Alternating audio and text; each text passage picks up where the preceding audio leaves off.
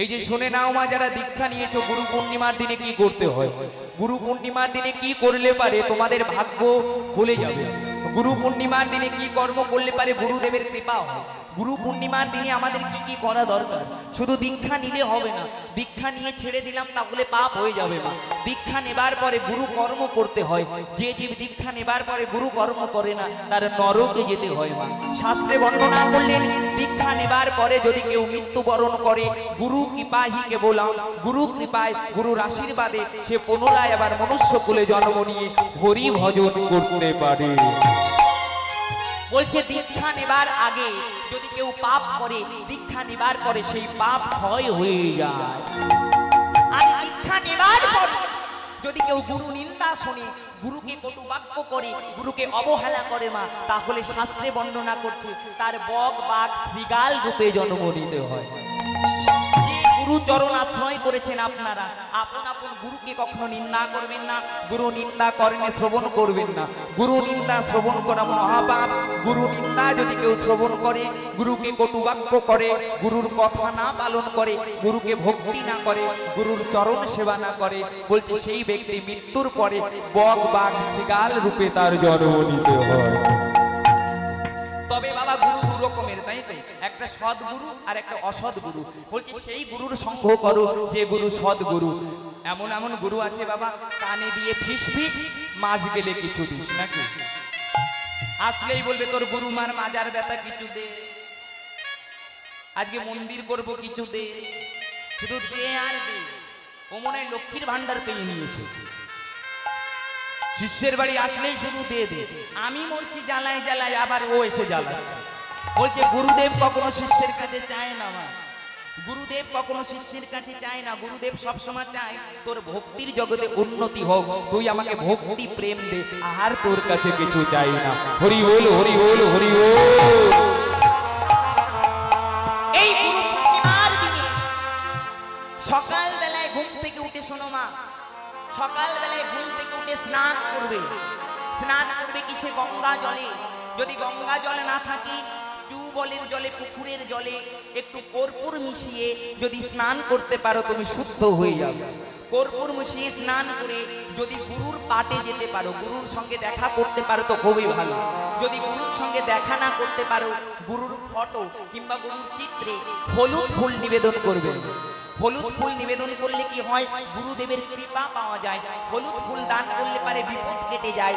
হলুদ ফুল দান করলে পারে কৃষ্ণ ভক্তি জন্ম নেয়। বলছে গুরু পূর্ণিমার দিনে গুরুদেবের চরণ ভজনা করতে হয়, গুরুদেবের চরণ পূজা করতে হয়, গুরুদেবকে সেবা দিতে হয়, গুরুদেবকে দান করতে হয়। আপনার যেমন ক্ষমতা, আপনার যেমন ক্ষমতা এদিন গুরুদেবকে দান করবেন, আপনার কৃষ্ণ ভক্তি প্রাপ্তি হবে, গুরু কৃপা হবে। এই দিন জগতে প্রত্যেকটা জীব নিজ নিজ গুরুকে পুজো করবে। শুধু দীক্ষা গুরু আমার গুরু নয় বাবা, আসল গুরু হচ্ছে মা বাবা। এই গুরু পূর্ণিমার দিনে, এই গুরু পূর্ণিমার দিনে তুমিও যদি তোমার জগৎ জননী মা, জন্মদাতা মা, তোমার পিতার চরণে সকাল বেলায় ঘুম থেকে উঠে প্রণাম করতে পারো, তোমার 14 তীর্থ ভ্রমণ করার সমতুল্য হয়ে যাবে। আর এদিনকে মা বাবা যে আশীর্বাদ দেবে, তোমার জীবনে কোনোদিন অমঙ্গল হবে না। তুমি রাধা গোবিন্দের চরণে পেয়ে যাবে। আসল গুরু তোমার মা বাবা। এই দিন ঘুম থেকে উঠে মা বাবাকে প্রণাম করে তোমার সাধ্য মতন মাকে একটা নতুন বসন দাও, তোমার বাবাকে একটা নতুন বসন দাও, তোমার লাভ আছে। এই দিন সকালবেলায় ঘুম থেকে উঠে মা বাবাকে যদি একটু হলুদ মিষ্টি খাওয়াতে পারো, তোমার জীবন থেকে বাধা চলে যাবে, তোমার জীবনে সুখ শান্তি আসবে, গোবিন্দের কৃপা হবে। কেন জানো? এই গুরু পূর্ণিমার দিনে বুদ্ধদেবকে তার একটা শিষ্য হলুদ মিষ্টি দান করেছিল। বুদ্ধদেব তাকে আশীর্বাদ করলো, তোকে আশীর্বাদ করলাম, তোর জীবন থেকে অমঙ্গল চলে গিয়ে তোর জীবনে রঙিন হয়ে যাবে। হরি বল, হরি বল, হরি বল। গুরু পূর্ণিমার দিনে যদি আমরা হলুদ ফুল দিতে পারি, হলুদ বস্তু দান করি মাতা পিতাকে, মাতা পিতাকে এই দিন কাঁদালে হবে না, এই দিন কটু কথা বললে হবে না, এই দিনকে গুরুজনকে সম্মান করতে হবে, ভক্তি করতে হবে, তাহলে তোমার লাভ হয়ে যাবে। ওমা আসল গুরুদেব হচ্ছে মা বাবা জন্মদাতা, তাদের কাদালে পারে ওই ভগবানও খুশি হবে না। কখনো মা বাবাকে কাঁদাবে না। এই দিন সকালবেলায় ঘুম থেকে উঠে ভগবানকে পুজো করতে হয়, ভগবানের নাম করতে হয়, কৃষ্ণ নাম করতে হয়, হরি নাম করতে হয়, তাহলে দিন ভালো যায়। এই দিন নিরামিষ খেতে হয়, এই দিন আমিষ খেতে নেই। কেন মা? আমাবস্যা পূর্ণিমাতে আমিষ খেলে পারে দেহের উন্নতি হয়, অসুর শক্তির আগমন হয়। এই দিন যদি আমরা নিরামিষ খেয়ে গুরুদেবের চরণে, গোবিন্দ চরণে একটু পরমান্ন রন্ধন করে দিতে পারি, আমাদের পরমায়ু বৃদ্ধি হবে, আমাদের ভক্তি লাভ হবে। মা সংসার থেকে জ্বালা যন্ত্রণা দূর হবে কি করে? এই দিন যদি তোমরা একটা দরিদ্র ভিখারিকে একটু হলুদ কাপড় দান করতে পারো, হলুদ মিষ্টি দান করতে পারো, যদি মা লক্ষ্মীর চরণে এই গুরু পূর্ণিমার দিনে একটা পদ্ম ফুল দিতে পারো, না হলে একটা গোলাপ ফুল দিতে পারো, ওমা তোমার সংসারে অনেক অভাব, অনেক জ্বালা, অনেক যন্ত্রণা গুরুদেবের কৃপা হবে কি করে? শুনে নাও মা, তিনটে সুপরি, একটা কাঁচা হলুদ আর তিনটে কড়ি একটা হলুদ কাপড়ে বেঁধে মা লক্ষ্মীর চরণে ওটা পুজো দিয়ে যদি তোমার আলমারিতে তুলে রাখতে পারো, তোমার ঘরের দরজায় ঝুলিয়ে দিতে পারো, ওমা ওই লক্ষ্মী পুজোর কোন দিন হয়? নাকি পূর্ণিমার দিনে, তাই তো? লক্ষ্মী পুজো পূর্ণিমার দিনে হয়। তো এই বুদ্ধ পূর্ণিমার দিনে তোমাদের সংসারে সুখ শান্তি আনতে গেলে মা লক্ষ্মীর যদি পুজো করতে পারো, এই জিনিসগুলো নিবেদন করে তোমার বাড়ি থেকে অলক্ষ্মী চলে যাবে, কোনোদিন আর অভাব হবে না। নিতাই গৌর হরি বল, হরি বল, হরি বল। তাই আসল গুরু হচ্ছে মা বাবা। এই মা বাবাকে এই দিন কষ্ট দেবে না। এই বুদ্ধ পূর্ণিমা, গুরু পূর্ণিমার দিনে কেউ যদি মা বাবাকে কাঁদায়, তার তাহলে তো নরকে যেতে হয়।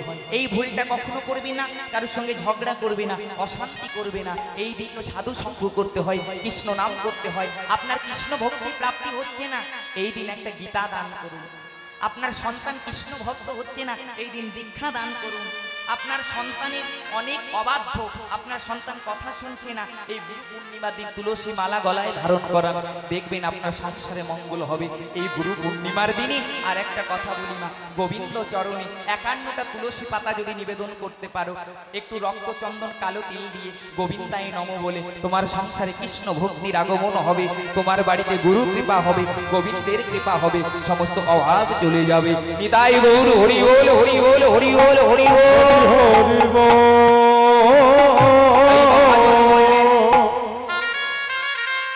তোমরা যাই করো না কেন, নিজের মাকে কাঁদিও না, নিজের বাবাকে কাঁদিও না। তাই কি বলছে?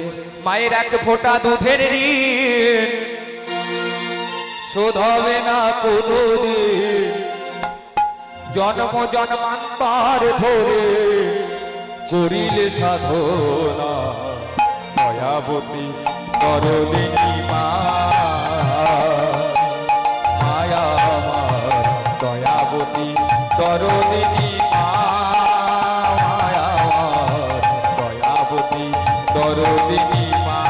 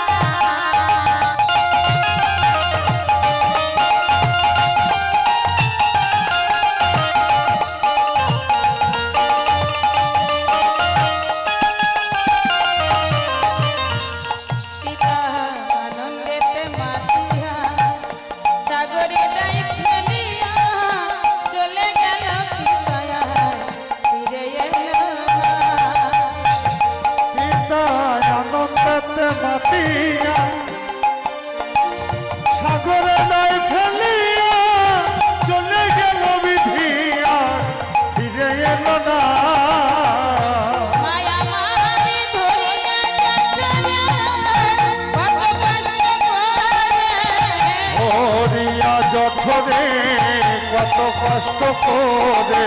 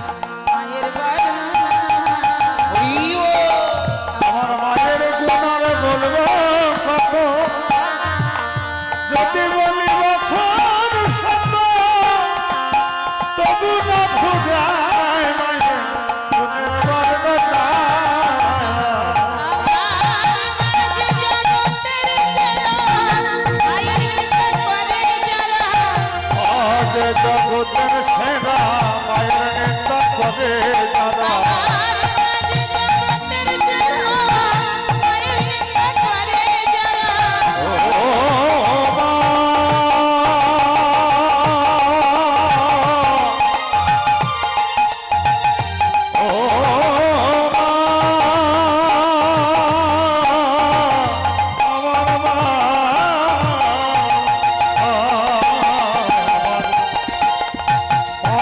জগতের সেরা মায়ের নেতা করে যারা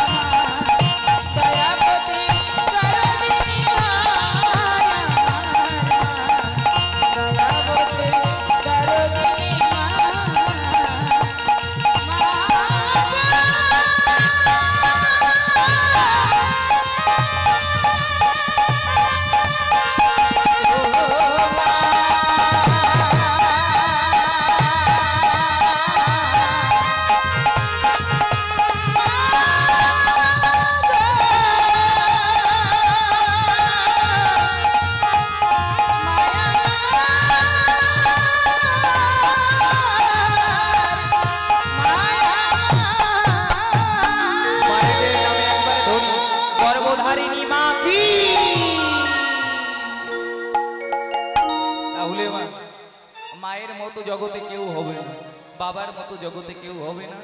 আগে ওই গুরুকে পুজো না করে আগে তোমার মা বাবাকে পুজো করতে হবে, তাহলেই তোমার গুরু পূর্ণিমা সার্থক হবে। তাই নিজ নিজ মা বাবাকে ভক্তি করবেন, পুজো করবেন। নিজের মা বাবাকে কষ্ট দিয়ে গুরুদেবের চরণ সেবা করে কোনো লাভ নেই, তাতে কোনো ফল হবে না।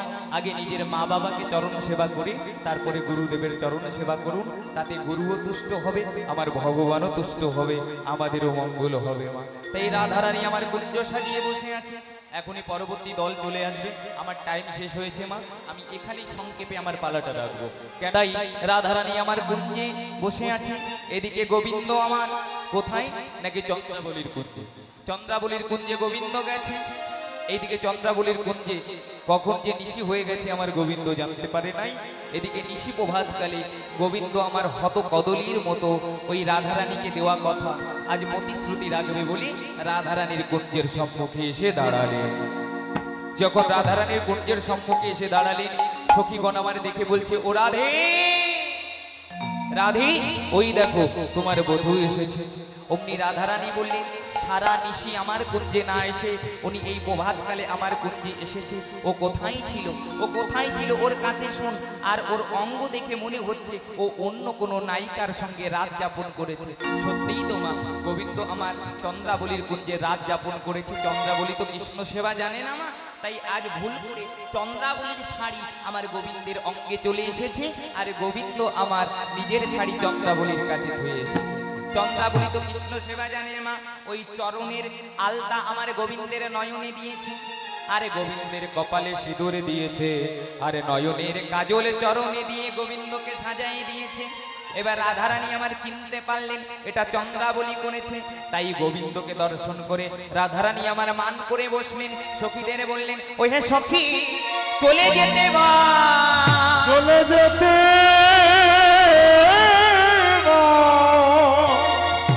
এই বলে রাধারানী মানে হইল বা, অগ্নি গোবিন্দ আমার রাধারানীর চরণ তলে পতিত হয়ে বলছে, ওগো রাধে তুমি আমায় ক্ষমা করে দাও।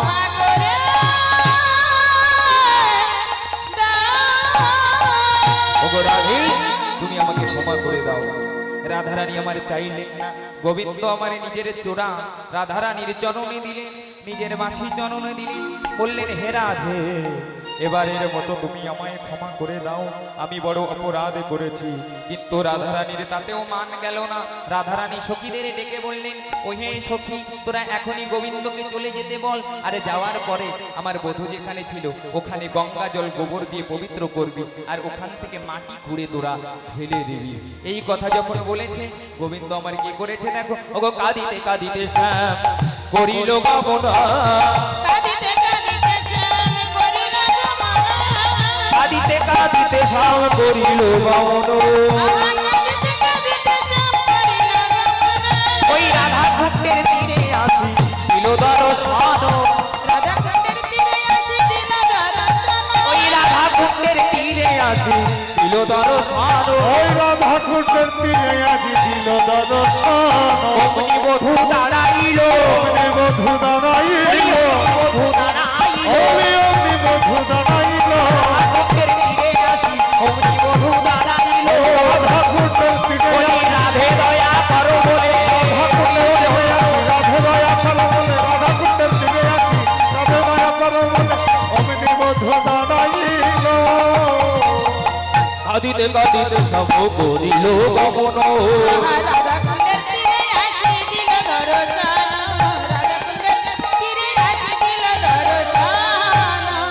গোবিন্দ আমার কাঁদতে কাঁদতে রাধা কুণ্ডের তীরে এসেছে।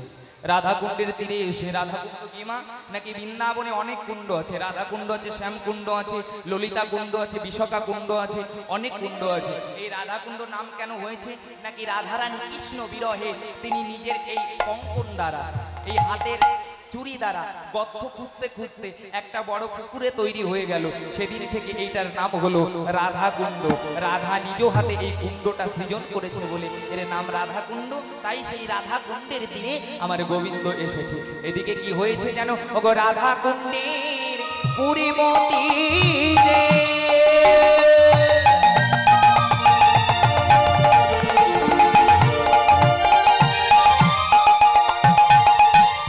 অন্ধ বসে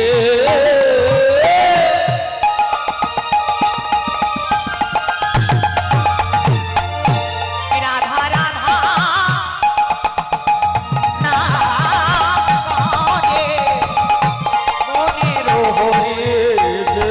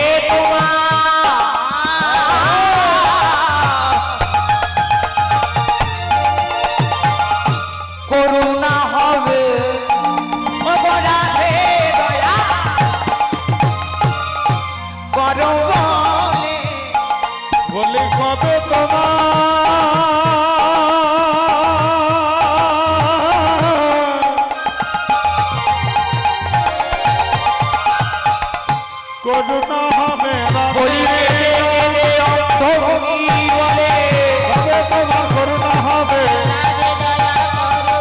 কবে তোমার করুণা হবে রাধা কুণ্ডে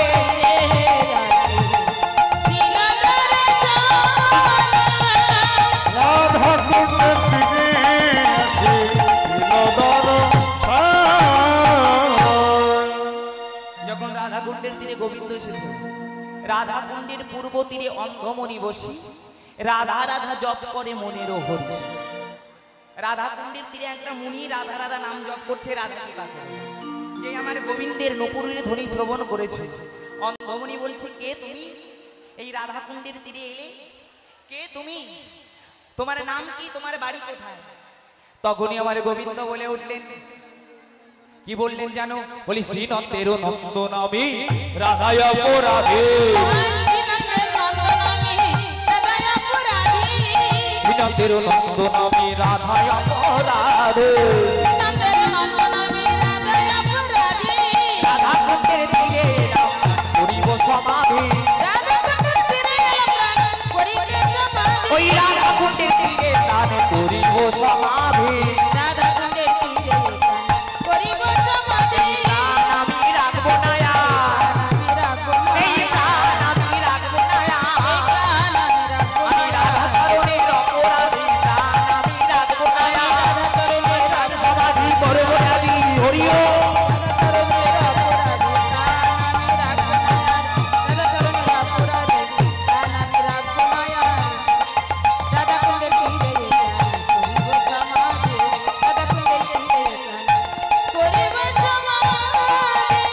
গোবিন্দ আমার বলছি, শ্রীনন্দের নন্দন আমি রাধা অপরাধী, রাধা কুণ্ডের তীরে আজি প্রাণ করিব সমাধি। আমি রাধা চরণে অপরাধ করেছি, আমার প্রাণ সমাধি করতে আমি এখানে এলাম। এই কথা যখন বলেছে, অন্ধমণি আমার পাথু ফিরে বসেছে, গোবিন্দের বদন দেখবে না বলে।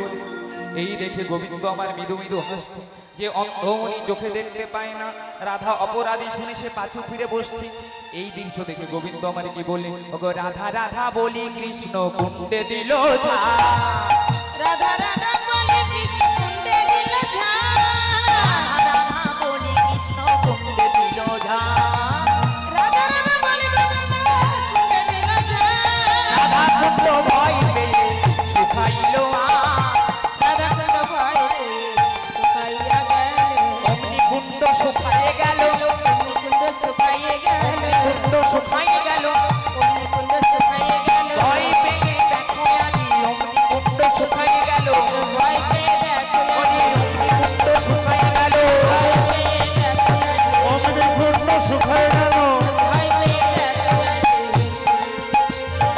অগ্নিকুণ্ড শুকাইয়া গেল, ভয় পেয়ে রাধা কুণ্ড শুকাইল আগে। ভয় পেয়ে রাধাকুণ্ড শুকাইল আজি রাধা কুণ্ড ভয় পেয়ে শুকিয়ে গেল। যখন রাধা কুণ্ডের জল শুকিয়ে গেল, গোবিন্দ আমার বলছে, রাধা কুণ্ডে যখন আমার মরণ হলো না, আমি যমুনার জলে যাব। যমুনার কুলে গিয়ে গোবিন্দ আমার রাধা নাম অঙ্কিত করে, ওই যমুনার কুলে কদম্ব তরু বলে রাধা রাধা বলে কাঁদছে। কেমন করে দেখো, ওগো যমুনার কুলে নিপুহ মূলে লুটাবো হে বনচারী। আহা যমুনার কুলে নিপাহি মূলে লুটাত বাবারি, আহা যমুনার কুলে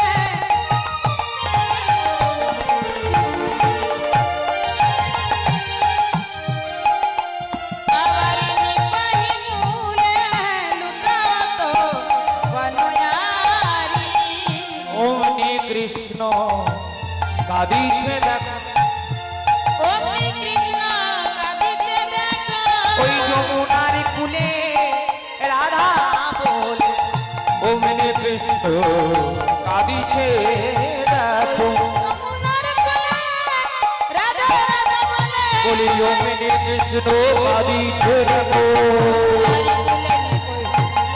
অগ্নি কৃষ্ণ কাঁদিছে গো যমুনার কুলে নিপাহি মূলে অগ্নি কৃষ্ণ কাঁদিছে গো, লুটাও হে বনোয়ারি।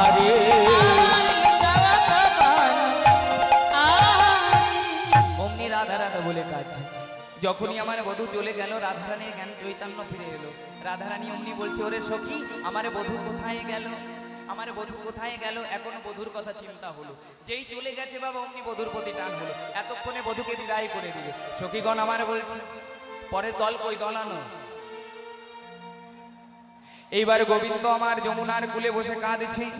আরে সখীগণ বলছে, রাধে তুই চিন্তা করিস না, এখনই আমরা কৃষ্ণ এনে মিলাবো। তাই বৃন্দাবনী বৃন্দা দুটি চলেছে কোথায় কৃষ্ণ আনতে বলে। দেখো হেলিয়া দুলিয়া চলে যা, হেলিয়া দুলিয়া চলে যায়, হেলিয়া দুলিয়া চলে যায়, হেলিয়া দুলিয়া চলে যায়, হেলিয়া দুলিয়া চলে যায়, চলে যায়, চলে যায়, হেলিয়া দুলিয়া চলে যায়। আহা হেলিয়া দুলিয়া চলে যায়, গোবিন্দ হেলিয়া দুলিয়া চলে যায়। বৃন্দা দুটি আমার যমুনার তীরে এসে দেখছে গোবিন্দ আমার ধুলাবালি মেখে আছে। গোবিন্দ আমারে দেখে বলছে, বৃন্দা তুমি রাধারানীর সঙ্গে মিলাই দাও। বৃন্দা আমারে বলছে, তবেই তুমি রাধারানীর সঙ্গে মিলতে পারবে যদি তুমি বাজিকর বেশ ধারণ করতে পারো। তুমি যদি বাজিকরের রূপ ধারণ করে গোবিন্দের কাছে যে রাধারানীর কাছে যেতে পারো, তবেই তুমি রাধারানীর সঙ্গে দেখা করতে পারো। তাই গোবিন্দকে বলছে, তুমি বাজিকর সেজে গোবিন্দর কাছে যাও। এবার বাজিকরের সাজ কোথায় পাবে? যোগমায়া আমাকে স্মরণ করলেন, যোগমায়া মা আমার বাজিকরে বেশে গোবিন্দকে সাজাই দিলেন। কিন্তু একা হলে তো হবে না, সুবল সখাকে গোবিন্দ আমার ডেকে বলছে, ওরে সখা তুই আমার সঙ্গে চলে ঢোলক বাজাবি। তাই সুবল সখাকে ঢোল বাজাতে আজ দুজনে বাজিকর সেজে চলেছে। কোথায়? আমরা তো বাজিকর সেজেছি যাতে কেউ চিনতে না পারে। আগে কোথায় গেল? মা যশোমতির কাছে। মা যশোমতির কাছে গিয়ে বলছে, ও মা, মায়ের কাছে দাঁড়ালো। মা আমার দেখে বলছে, কেরে বাছা তোরা? গোবিন্দ আমার সুবলকে বলছে, মা আমাদের চিনতে পারে না। যদি চিনতে পারতো তাহলে মা তো কানাই বলে জড়িয়ে ধরতো, তাহলে আমাদের সাজাটা বড়ই ভালো হয়েছে। গোপাল আমার সুবল আমার বলে উঠলো, ও মা আমরা বাজিকরের ছেলে, আমরা বাজারে বাজারে হাটে ঘাটে মাঠে আমরা বাজি খেলা দেখিয়ে বেড়াই, সাপ খেলা দেখিয়ে বেড়াই। তাই নন্দ রানী বললেন, ওরে আমাকে একটু সাপ খেলা দেখাবি? তখন বললো, মা সাপ খেলা দেখাবো বটে, তবে আমাদের কি দেবে? বললে, আমরা ঘৃত ঘোল ননি তোকে খেতে দেবো। তাই গোবিন্দ আমার আজ ঘৃত ঘোল ননি খেয়ে মাকে সাপ খেলা দেখিয়ে আমার গোবিন্দ রাধা নাম জপ করতে করতে কোথায় চলেছে? রাধা রানীর কুঞ্জে। তাই কি করে? ওগো রাধা রাধা নাম করি চলিল গোবিন্দ, ওগো রাধা রাধা নাম করি চলিল গোবিন্দ। রাধা রানীর কুঞ্জে সঙ্গে আসিয়া দাঁড়ালো, রাধা রানীর কুঞ্জের সামনে এসে দাঁড়ালো।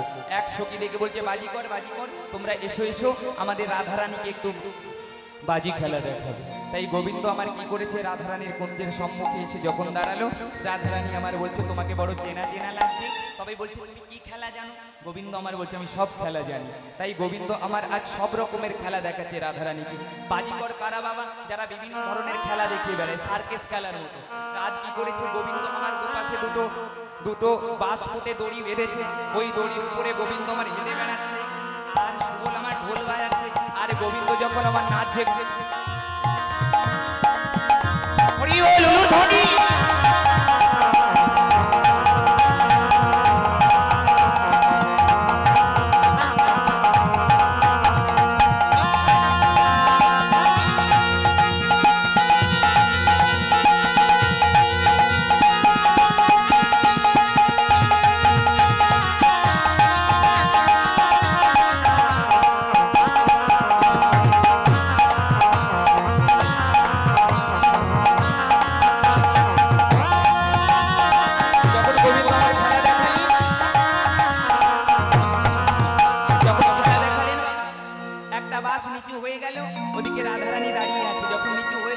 গোবিন্দ আমার রাধারানীকে জড়িয়ে ধরেছে। যখন জড়িয়ে ধরেছে, রাধারানী আমার চিনতে পেল, এ বাজিকর নয় আমার গোবিন্দ, এ বাজিকর সেজে আমার সঙ্গে দেখা করতে এসেছে। তাই মহাজন কি বলছেন? দেখো, ওগো বাঁকা নয় আর বাঁকা ভুরু দর্শন করে রাধারানী চিনতে পারলো এটা আমার বধূ, এটা বাজিকর নয়। তাই মহাজন কি বলছেন? ওগো বাঁকা নয়ন দেখিয়া রাধারানী কইল, বাঁকা নয়ন দেখিয়া রাধারানী কইল,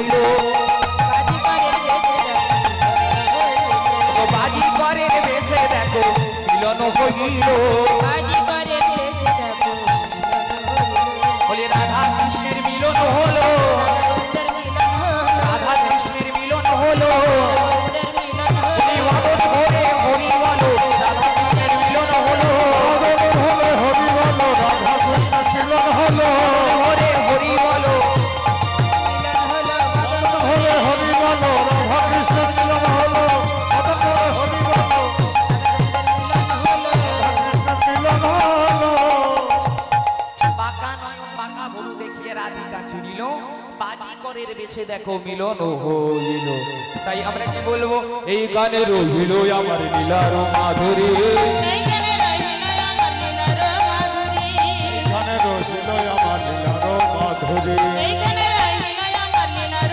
মাধুরী চাঁদনে সবে মিলে বলুন হরি হরি চাঁদনে সবাই মিলে বলুন হরি হরি চাঁদনে সবে মিলে বলুন হরি হরি চাঁদনে সবাই মিলে বলুন হরি হরি হরি বল হরি বল হরি বল হরি বল হরি বল হরি বল